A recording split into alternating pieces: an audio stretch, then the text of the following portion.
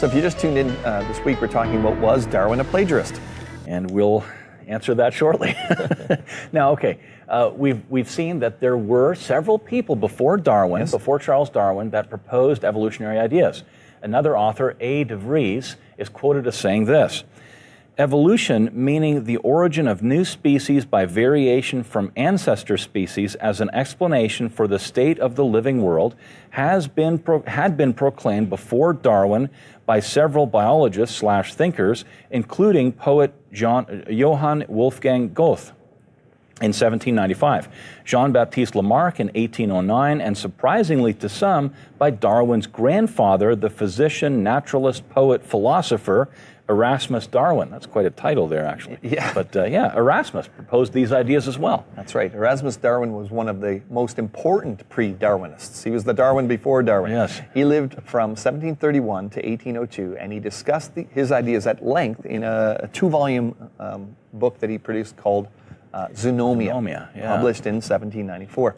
So this wasn't some obscure volume, by the way. It sold well. It was even translated into German, French, and Italian. Yeah, well done. Yep. Biologist C.D. Darlington argued in Science magazine that, quote, Erasmus Darwin originated almost every important idea that has since appeared in evolutionary theory, including natural selection.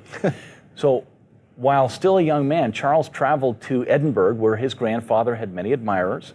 While there, Robert Grant explained to Charles Darwin at length Erasmus' ideas on transmutation, as evolution was called back then. Right. But Darwin never once openly admitted that his grandfather had a major influence on his central ideas. Right.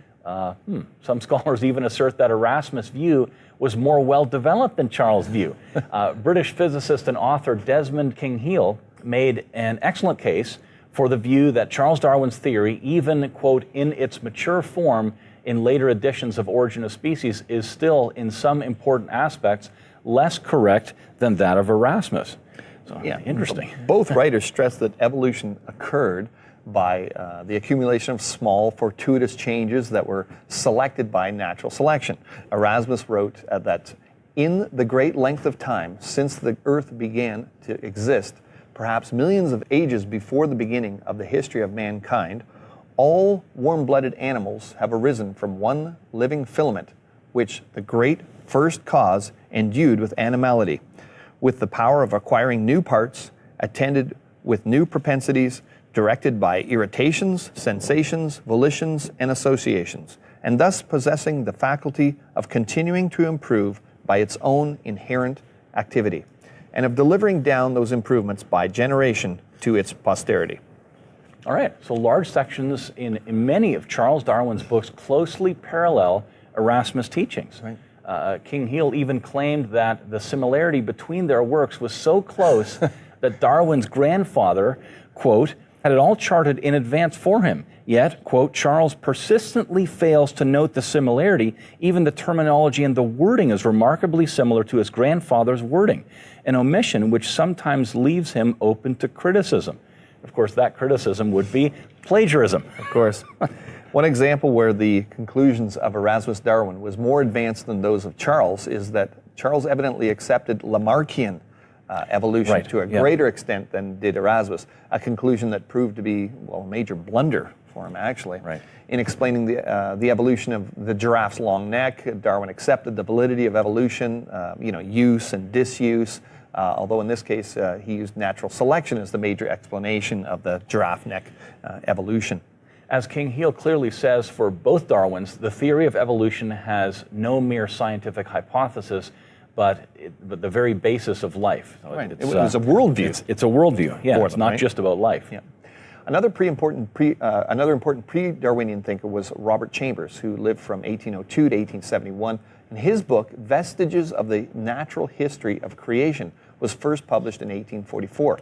Now, in a summary of his work, scientist and author F.G. Cruikshank concluded that Chambers believed that the varieties of humans were a product of evolutionary advances and regressions. And we're going to look at more.